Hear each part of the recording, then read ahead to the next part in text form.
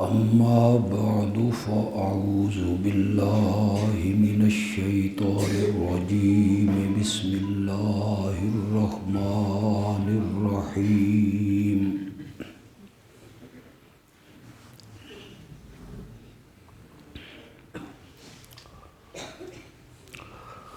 إن الله وملائكته يصلون على النبي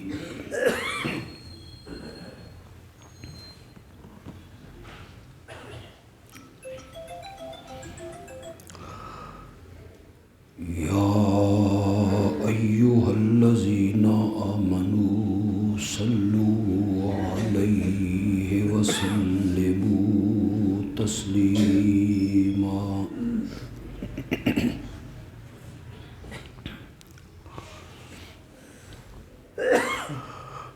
اللهم صل على محمد وعلى آل محمد كما صليت على إبراهيم وعلى آل إبراهيم إنك حميد مجيد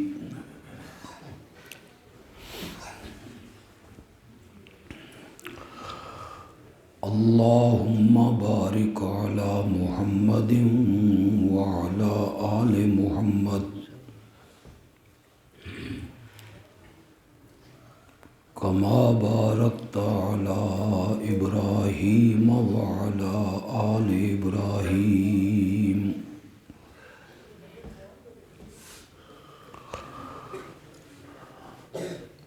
إنك حميد مجيد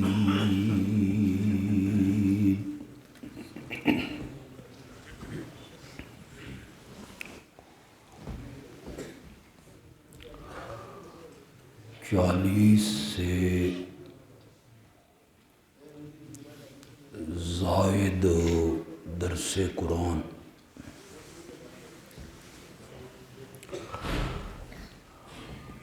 شہر کی مختلف مساجد میں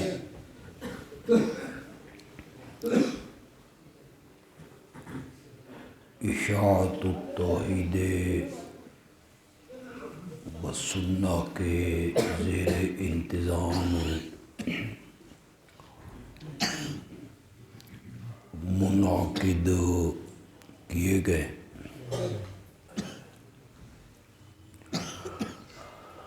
آج کا یہ درس بھی اسی سلسلے کی ایک کڑی ہے۔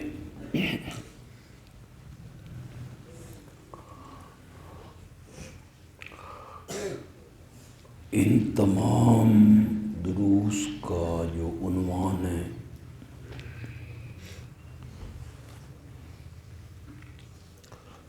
وہ ہے عظمت صدیق اکبر رضی اللہ تعالی۔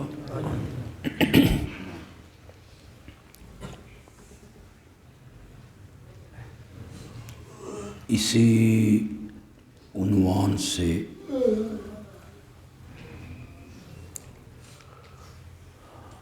مختصر سی گفتگو کروں گا۔ اللہ مجھے اس کی توفیق عطا فرمائے۔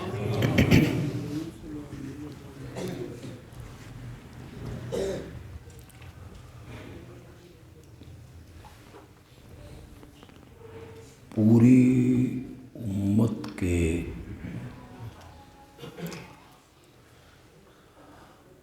علماء کا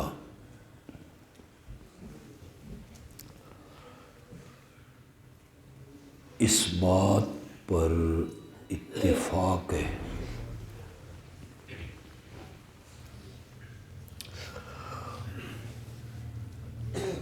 حنفیوں کے علماء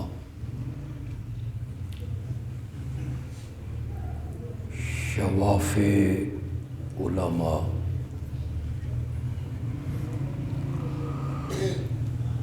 حنابلہ علماء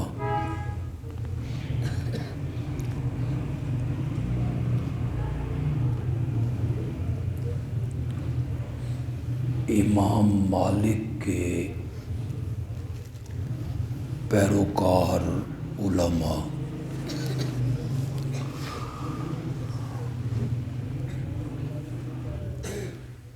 سب کا اتفاق ہے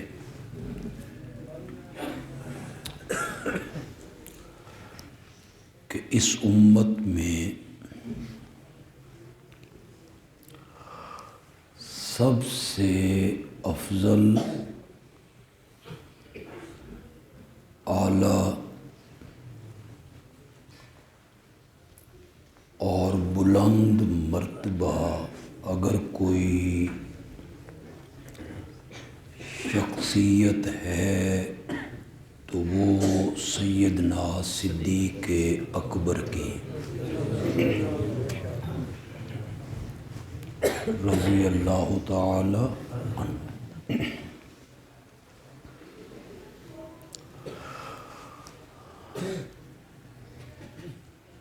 اللہ کی بھی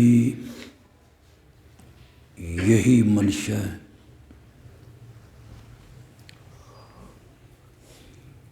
اور میرے پیارے پیغمبر کا بھی یہی خیال ہے۔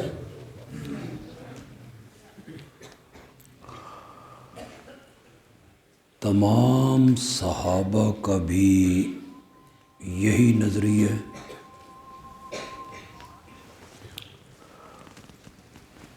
اور خود حیدر کرار کا بھی یہی نظریہ ہے۔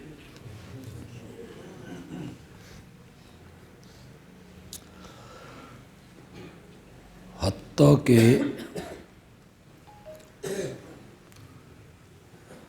کفار تک بھی یہی سمجھتے تھے کہ امت میں محمد کریم کے بعد اگر کوئی ہے تو وہ ابو بکر صلی اللہ علیہ وسلم و رضی اللہ عنہ۔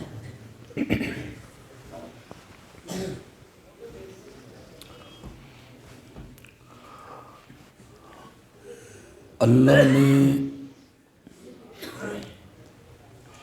اپنی منشا کا اظہار کیا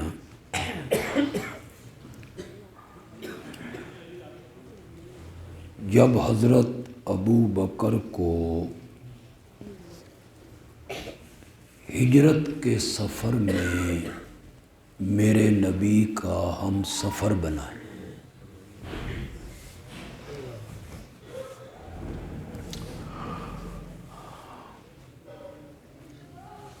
بستر رسول پر حضرت سیدنا علی ابن ابی طالب رضی اللہ تعالی عنہ کو سلایا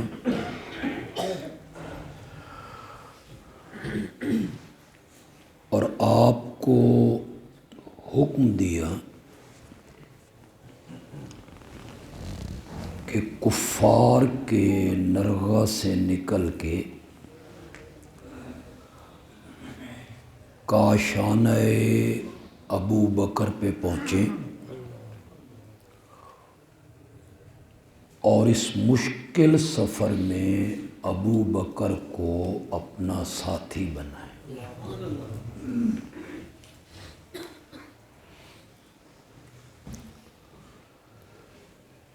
اس بات میں کوئی شک نہیں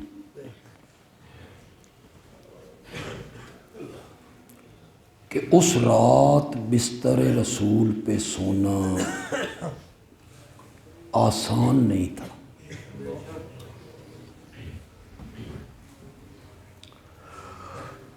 اسی بستر والے کو قتل کرنے کے لیے وہ باہر کھڑے تھے۔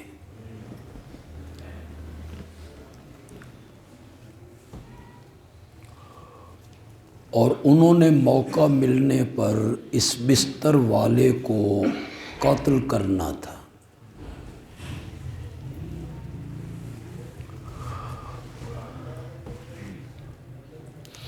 حضرت علی کو آپ نے اپنے بستر پہ لٹایا۔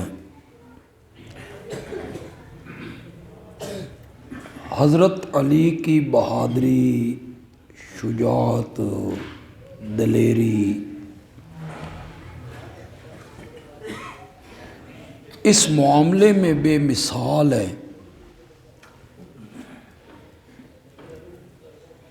کہ وہ اس بستر پہ صرف سوئے نہیں، چادر تان کے میٹھی نیند سو گئے،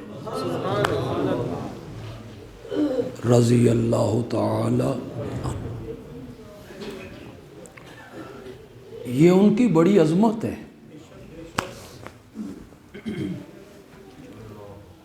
اس سے انکار ممکن نہیں۔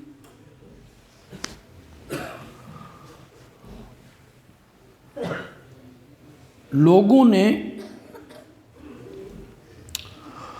حضرت علی کا بستر رسول پہ سونا، اسے حضرت علی رضی اللہ تعالی عنہ کی بڑی عظمت سمجھا ہے بھی صحیح، لیکن ہم اہل سنت کہتے ہیں کہ حضرت علی رضی اللہ تعالی عنہ کی کوئی ایک عظمت نہیں ہے، اس کے علاوہ بھی انہیں بہت ساری عظمتیں حاصل ہیں۔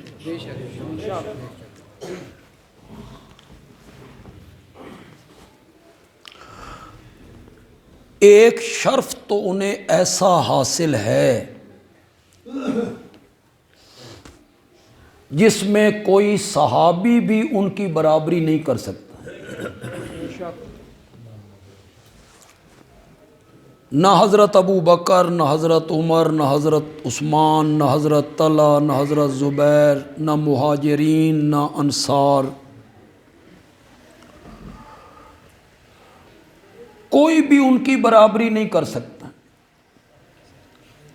اور وہ شرف ہے حضرت علی کا کہ ان کی پرورش نبوت کی گود میں ہوئی تھی۔ انہیں میرے آقا نے پالا تھا۔ میرے آقا کی پرورش کس گود میں ہوئی اسے آپ چھوڑ دیں۔ تاریخ نے بہت ساری زیادتیاں کیں، لوگوں میں باتیں مشہور ہوئیں، وہ ہمارا موضوع بحث نہیں۔ بس اتنی بات تو ذہن میں رکھیں نا کہ حضرت سیدنا علی ابن ابی طالب کی پرورش نبی پاک نے کیوں کی؟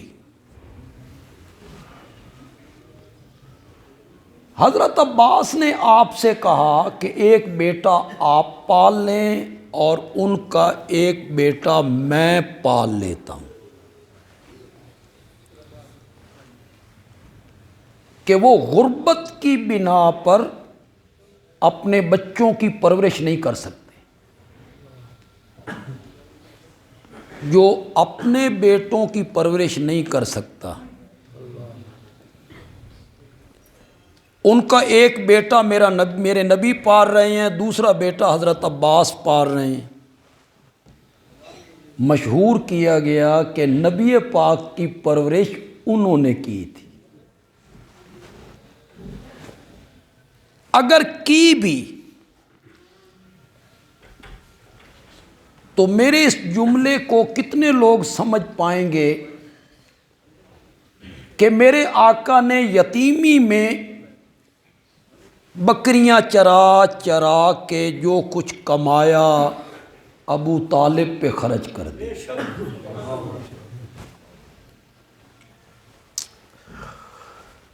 تو حضرت علی رضی اللہ تعالی عنہ کی یہ بہت بڑی عظمت اور شرف ہے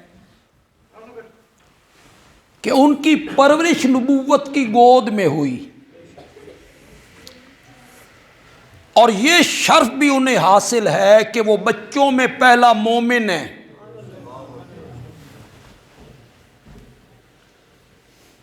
جہاد کے میدان میں وہ بہت آگے ہیں، بدر میں، احد میں، خندق میں، خیبر میں، طائف میں، حنین میں، وہ بہت آگے ہیں، اس سے انکار ممکن نہیں۔ لیکن ایک آنکھ بند نہیں کرنی چاہیے، اور صرف ایک آنکھ سے دیکھا جائے یہ انصاف کا تقاضا نہیں ہے۔ دونوں آنکھیں کھلی رکھیں،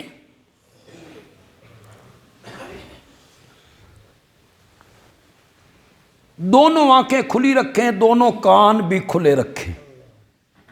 بندیالوی ایک جملہ کہنے لگا، دونوں آنکھیں بھی کھلی رکھیں، دونوں کان بھی کھلے رکھیں۔ وہ بھی عظیم ہے جو ہجرت کی رات بستر رسول پہ سویا، اور وہ عظیم تر ہے غار میں جس کی گود رسول کا بستر بن گئی تھی، اسے بھی سامنے رکھیں، اس کی گود میں سر رکھ کے نبی پاک غار میں سوئے تھے۔ اللہ اکبر! ایک منٹ کے لیے تصور کرو یار،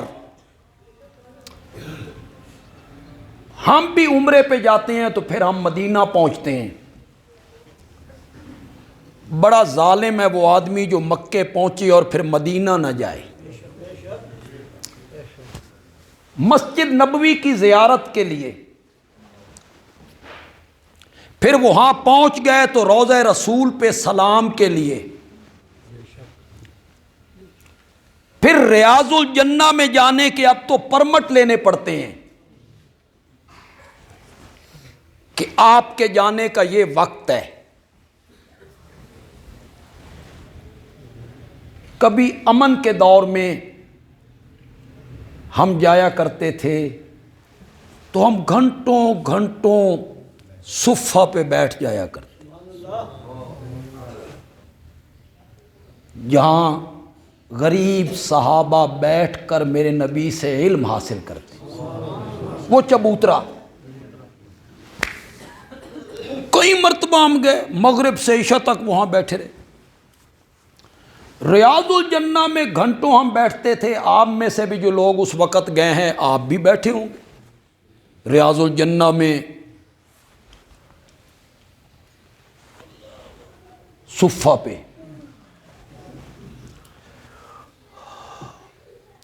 بہت یاد آتا ہے وہ ٹائم کہ جب ہم سلام پڑھ کے آگے چلتے تھے تو سامنے جو دروازہ ہے جہاں سے نکل کے جنت البقیع بندہ چلا جاتا ہے، اس دروازے سے پہلے میرے آقا کے قدموں کی طرف، جس طرف آپ کے قدم، اس طرف ایک جگہ ہوتی تھی، 11-12 فٹ چوڑی اور آپ کی اس مسجد جتنی لمبی۔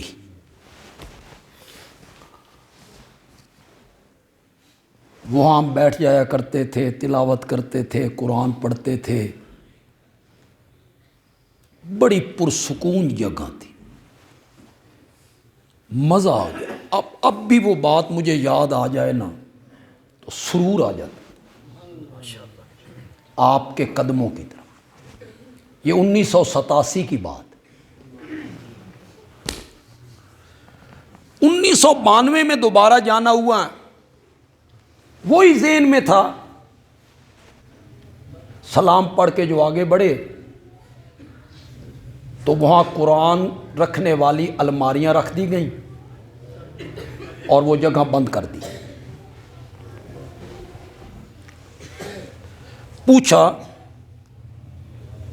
کہ سلام پڑھنے کے بعد کدھر جانا ہے، یا واپس پلٹو یا دروازے سے باہر نکلو، وہاں سے نکل کے دوسرے دروازے کی طرف پھر اندر آؤ۔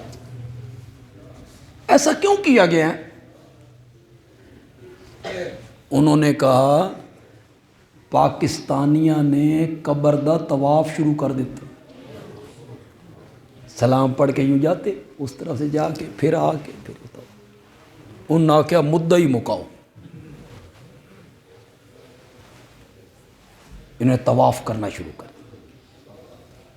چومتے چاٹتے تو پہلے بھی رہتے ہیں، یہ یوں ہی ستونوں کو چومتے رہتے ہیں، چاٹتے رہتے ہیں، قالین دے تھلو مٹی کڈ کے نا اس میں چٹتے رہتے ہیں۔ انہوں دی قسمت چاہیے، ستونوں پہ ہاتھ لگائے پہ۔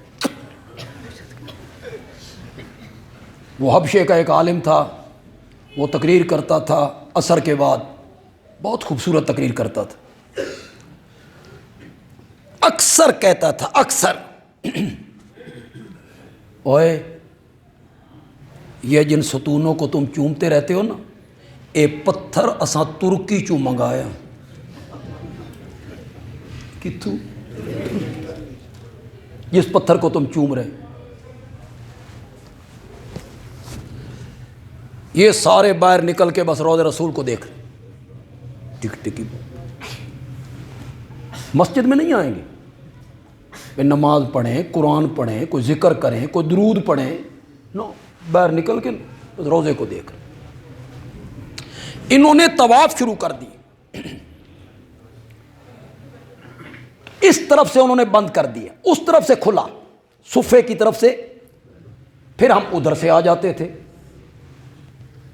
ادھر سے آ کے بیٹھ گئے۔ کچھ مدت کے بعد انہوں نے اس طرف سے بھی بند کر، یہ حرکتیں کرتے تھے، یہ روضہ رسول کی دیوار سے چمٹ جاتے، چومتے، ان کو ہاتھ لگاتے۔ ہمارے ایک بزرگ تھے، وہ کہتے ہیں میں وہاں بیٹھ کے قرآن پڑھ رہا تھا تو ایک شرطے نے مجھے دیکھا، اس آقا بے پاکستانی ہے، کوئی کرتوت کرے گا، اس جگہ تے آ گیا، یہ کوئی نہ کوئی کرتوت کرے گا۔ اب مجھے عربی آتی نہیں، بھئی میں اس کو سمجھاؤں کہ میں ایسا نہیں ہوں، میں ان میں سے نہیں ہوں، تو کہنے لگے سوچ سوچ کے اخیر میں نے کہا شیخ ان الشرک لظلم عظیم۔ وہ سا کیا بیٹھا رہے، وہ بھی سمجھ گیا بھی یہ شرک نو، اس نو سمجھ ہے توحید دیتے شرک۔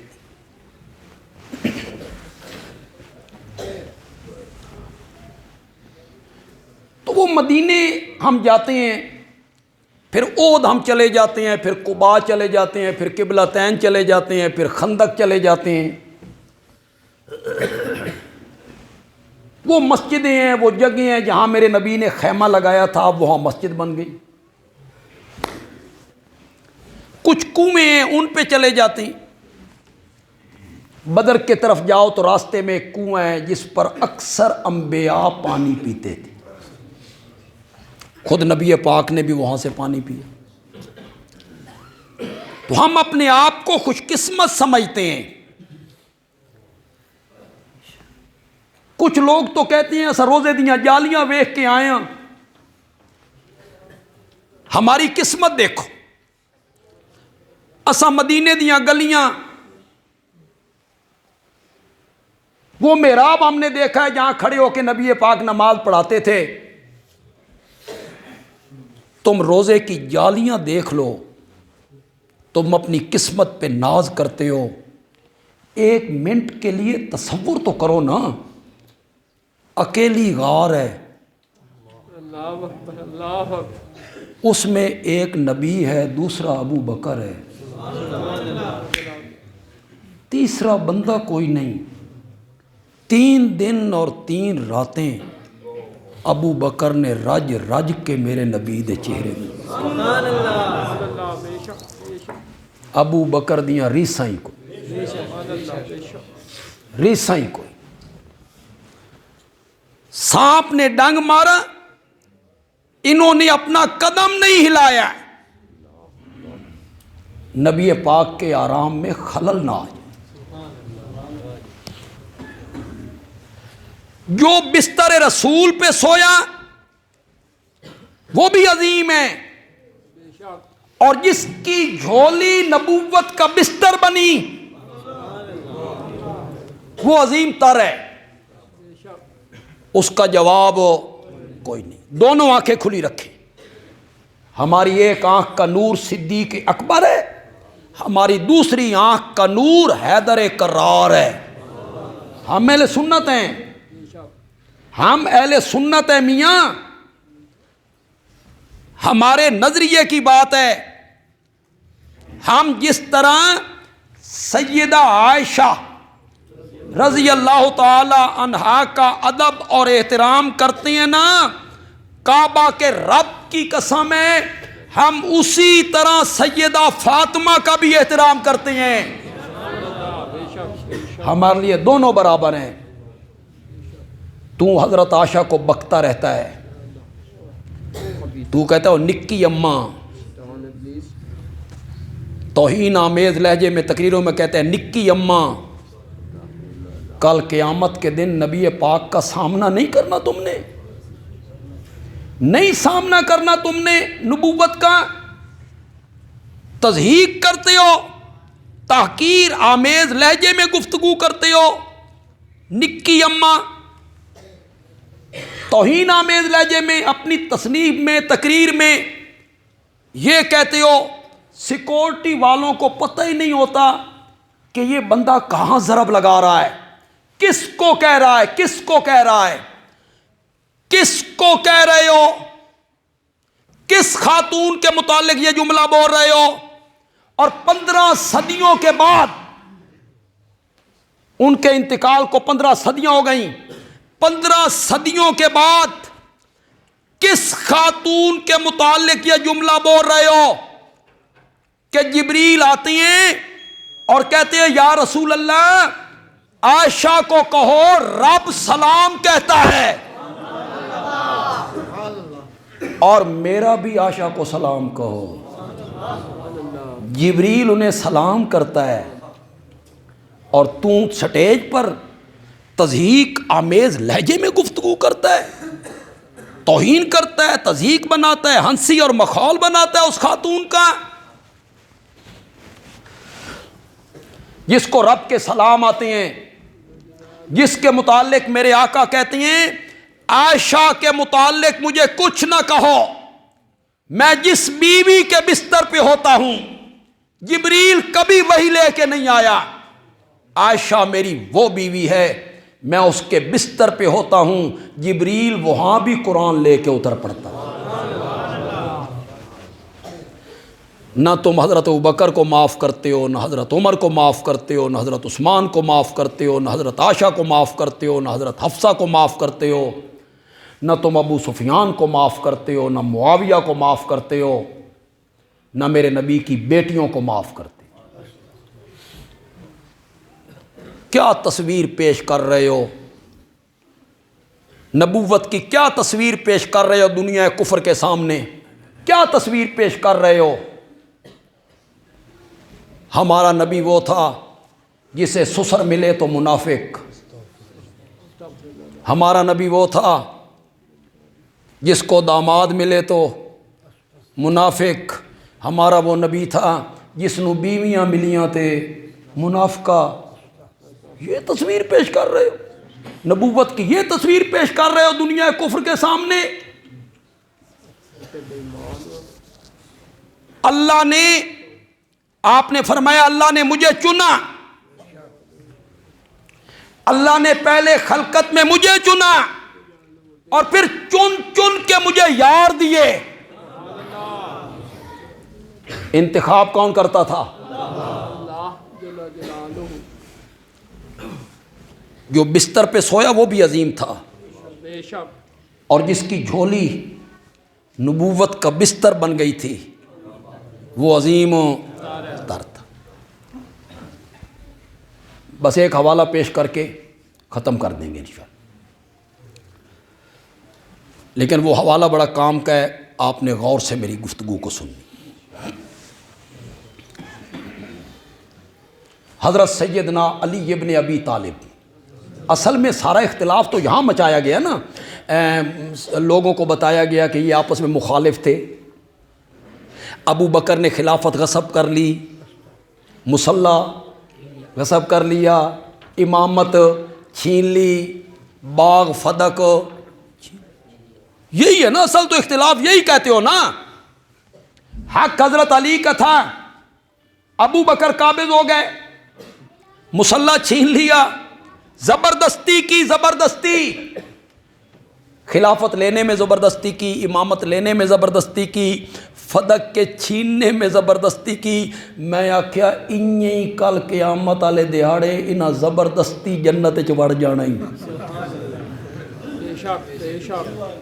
اور تو جہنم میں تڑپتے ہوئے کہتا ہے رہے گا اے زبردستی جنت چ وڑ گئے نے.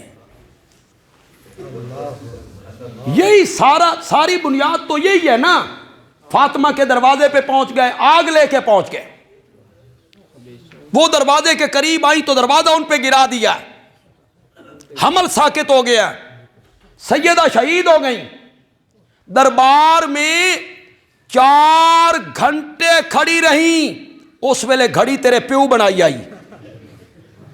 4 گھنٹے کھڑی رہیں اور وہ خود کرسیوں پہ بیٹھے رہے. وہ خود کہاں تھی کرسیاں بھائی؟ دربار لگتا تھا، عدالت لگتی تھی مسجد نبوی کی چٹائیوں پر. کون سی وہاں کوئی ہائی کورٹ کی عمارت تھی یا سیشن جج کی عمارت تھی؟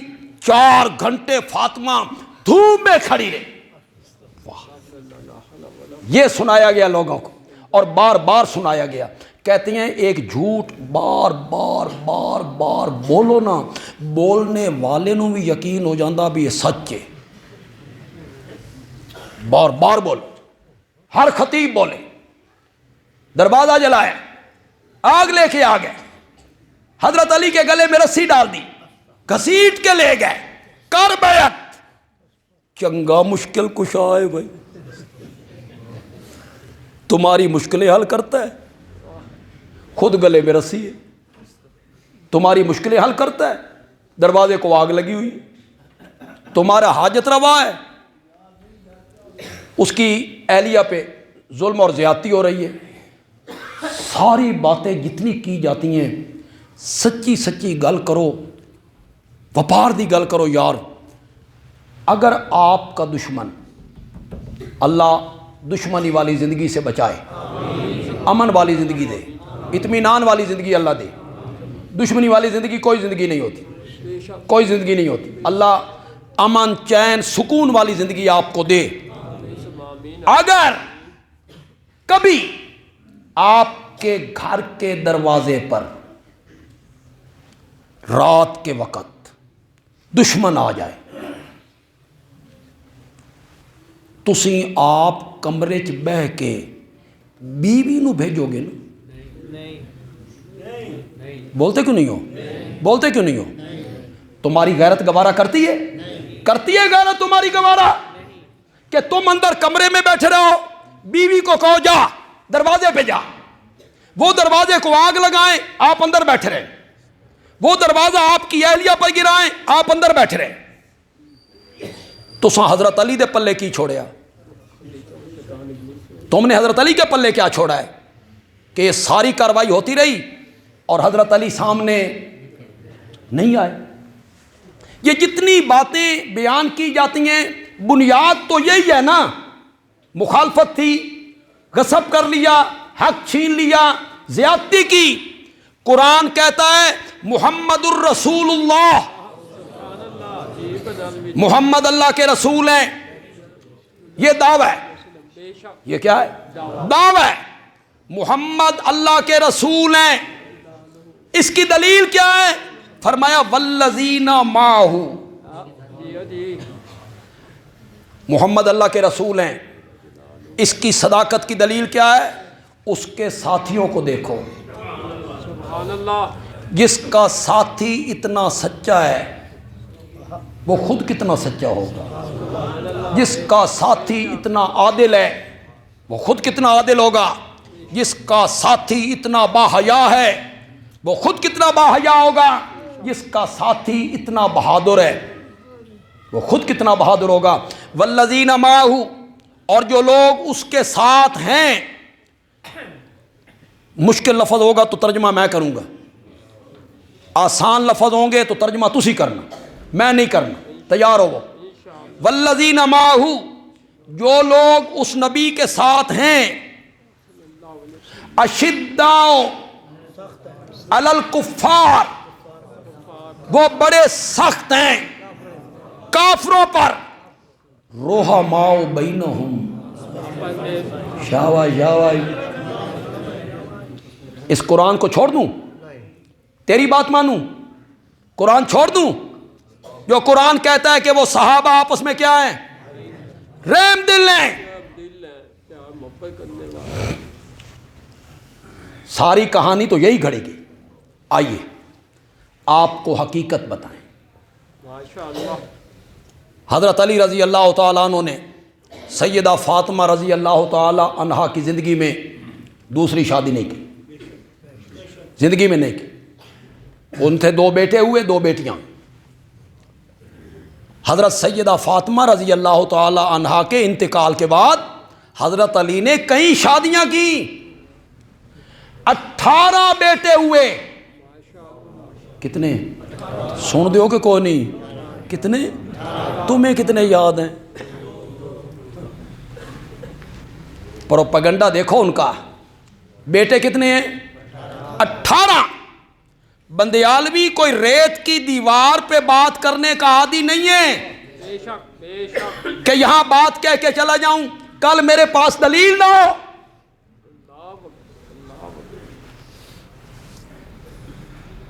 پہلا بیٹا ہوا حضرت حسن حضرت حسین کے بعد رضی اللہ تعالیٰ عنہما۔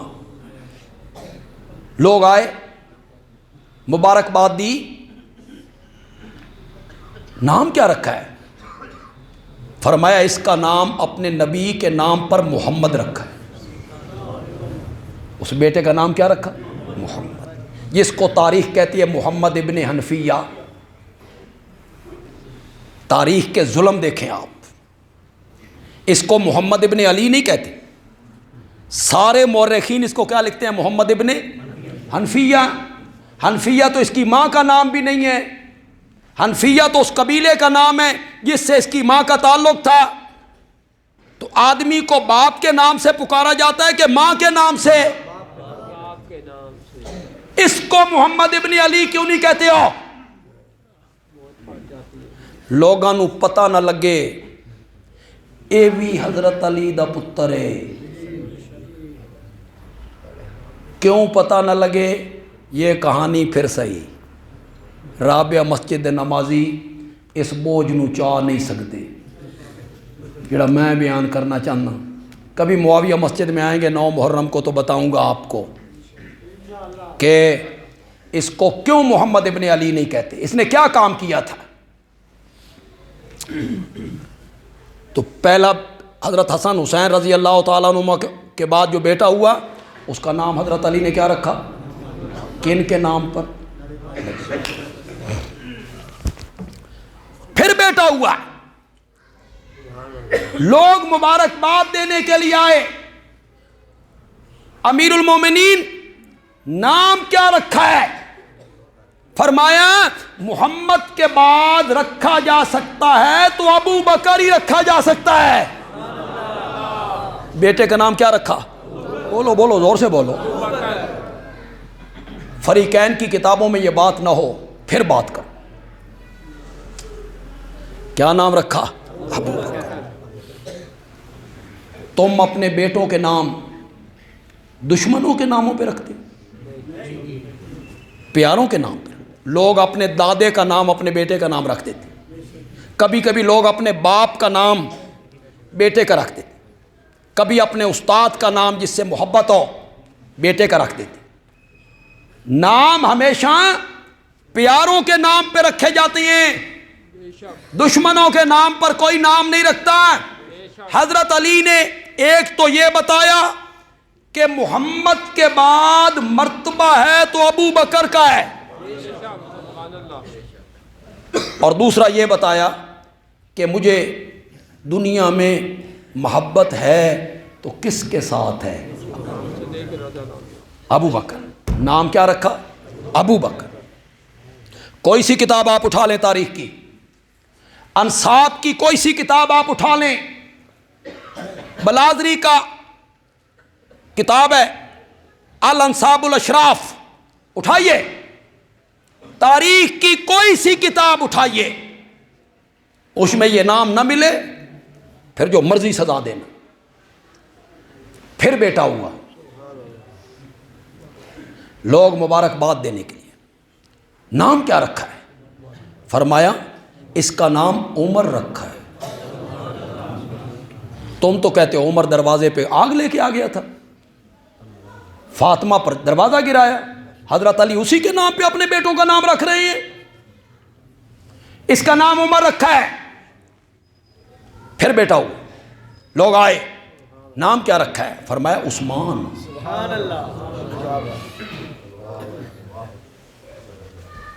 حضرت حسن کی شادی ہوئی، ان کی ہاں بیٹا ہوا، بابا نام آپ نے رکھنا ہے، فرمایا اس کا نام بھی ابو بکر۔ حضرت حسین کی شادی ہوئی، بیٹا ہوا، بابا نام آپ رکھیں گے، فرمایا اس کا نام عمر، کسی کا عثمان، کسی کا ابو بکر، انہی کے ناموں پہ نام رکھے جا رہے ہیں۔ یہ جو امریکہ میں بیٹھا اللہ یاری، اس نے اگلے دن اقرار کیا ہے کہ عثمان نام تھا حضرت علی کے بیٹے کا، اقرار کیا اس نے نام تھا، لیکن یہ عثمان ذو النورین کے نام پر نہیں رکھا گیا، یہ عثمان ابن مظعون کے نام پہ رکھا گیا ہے۔ ایک اور صحابی ہیں، کیا نام ہے؟ عثمان ابن مظعون، عثمان ذو النورین نہیں، عثمان ابن مظعون کے نام پہ رکھا گیا ہے۔ میں نے کہا اگر انہوں نے اپنے بیٹے کا نام عثمان ابن مظعون کے نام پہ عثمان رکھ دیا ہے تے تسی بھی اپنے پتر دا نام حضرت علی دے پتر دے نام تے رکھ لو۔ کیا بات ہے، چلو حضرت عثمان کے نام پہ نہ رکھو، حیدر کرار کے بیٹے کے نام پہ عثمان رکھو نا۔ معتب پاٹ جائے۔ عثمان نام رکھا، ابو بکر، عمر، عثمان، حضرت علی کے بیٹے ہیں، حضرت حسن کے بیٹے ہیں، حضرت حسین کے بیٹے ہیں۔ آپ واقعہ کربلا کی کوئی کتاب اٹھا لیں، کوئی کتاب اٹھا، یہ جو کہتے ہیں نا علی اکبر تے علی اصغر، اکبر ایسے بھی کوئی نام رکھتا ہے، علی اکبر، علی اصغر، یہ انہوں نے بدلے ہیں۔ یہ نام اصل میں کیا تھے؟ ابو بکر، عمر۔ یہ کربلا میں اپنے بھائی کے ساتھ تھے، بے شک کربلا کے میدان میں یہ حضرت سیدنا حسین رضی اللہ تعالیٰ عنہ کے ساتھ تھے۔ تم کبھی نام نہیں لوگے ان کا بے شک موت پاٹ جائے۔ کہ تمہاری پوری مذہب کی عمارت دھڑام کر کے زمین پہ آگ گرے گی، تم کبھی ان کا نام نہیں لوگے۔ یہ کربلا میں اپنے بھائی کے ساتھ ہیں، اور جس بندے نے کربلا میں سب سے پہلے جام شہادت نوش کیا تھا وہ حضرت علی کا بیٹا ابو بکر تھا۔ سب کے نام لیتے ہو، ان کے حضرت علی کے بیٹوں کے نام نہیں لیتے ہو، حضرت حسین کے بھائیوں کا نام نہیں لوگے۔ نام رکھے انہوں نے، یہ نام رکھنا اس بات کی دلیل ہے کہ ان کے درمیان مخالفت، مخاصمت نہیں، نہ مخالفت ہے نہ دشمنی ہے، بلکہ آپس میں پیار بھی ہے، محبت بھی ہے۔ تو میں عرض یہ کر رہا تھا کہ امت کا یہ اجماعی عقیدہ ہے کہ اس امت میں اور نبیوں کے بعد سب سے افضل، سب سے اعلیٰ اگر کوئی ہے تو وہ صدیق اکبر ہے رضی اللہ تعالی عنہ. صدیق اکبر کے برابر کوئی نہیں. حضرت علی کا یہی نظریہ تھا. اپنے بیٹے محمد ابن علی المعروف حنفیہ، اس نے جب پوچھا تھا بابا ای الناس خیر بعد نبی اللہ کے نبی کے بعد سب سے افضل کون ہے؟ تو حضرت علی نے اپنے بیٹے کو جواب دیا ابو بکر. کون ہے؟ ابو بکر. بیٹے نے کہا ثم من؟ پھر کون ہے؟ حضرت علی نے کہا ثم عمر. اگلی بات ہے سننے کی. بیٹا کہتا ہے فخشیت، پھر میں دل میں ڈرا کہ میں پوچھوں ثم من تو یہ کہیں گے عثمان. اگر میں پوچھوں ان کے بعد تو یہ کہیں گے عثمان. تو میں نے سوال کی نوعیت کو بدلا، میں نے کہا ثم انت، پھر آپ نا. فرمایا ثم عثمان. اٹھائیے اہل سنت کی کتابیں اٹھائیے. حضرت علی کو ایک بندے نے کوفے کے بازار میں کہہ دیا تھا یا خیر الخلائق کے بعد نبی اللہ. امیر المومنین تھے، کوفے کے بازار سے گزر رہے ہیں، کسی بندے نے کہا یا خیر الخلائق کے بعد نبی اللہ.